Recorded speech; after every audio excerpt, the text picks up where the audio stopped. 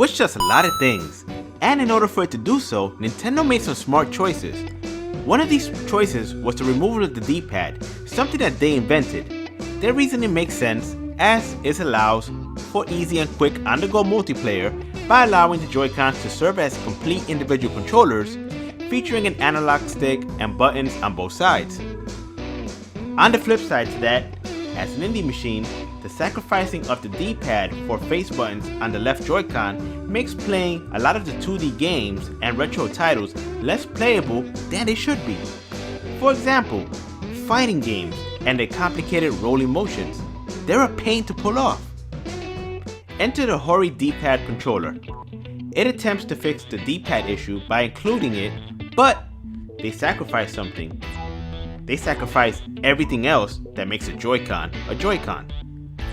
For example, stock features such as HD rumble, motion controls, and even wireless play are missing.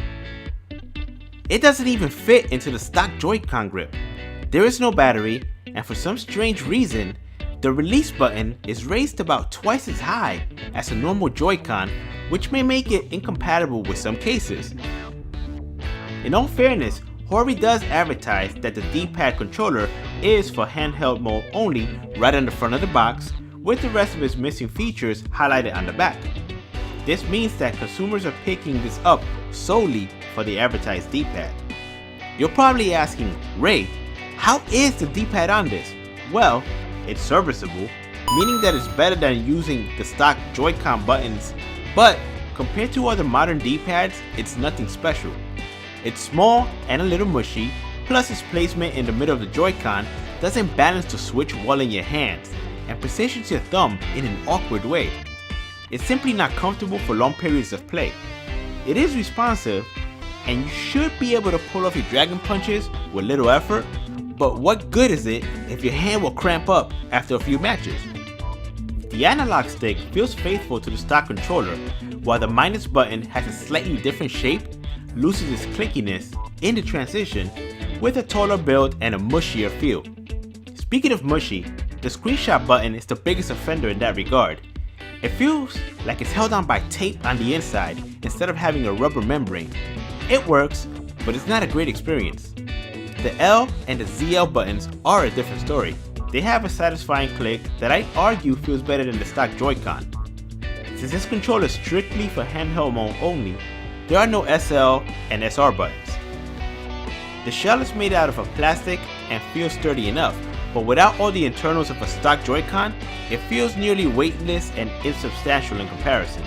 Some may even say that it feels cheap, and I would be inclined to agree with that. The protruding release button that I mentioned earlier makes removing the Hori D-pad awkward if you're already used to the stock Joy-Con, but it does work as expected otherwise. Unfortunately, for $25, this controller omits too many features to justify its cost. Even if you're just someone looking for a D-pad, I'd advise waiting for a better option. Even as a solo gamer, the mushy, small D-pad and uncomfortable placement makes it a pass. If you plan on playing with friends, you'd still need to bring an extra Joy-Con since you can't play with the Hori detached. It honestly feels like something you get from Five Below rather than a GameStop or an Amazon, or even something that comes from someone like Hori, who normally has a pretty good reputation. My question boils down to, who is this for?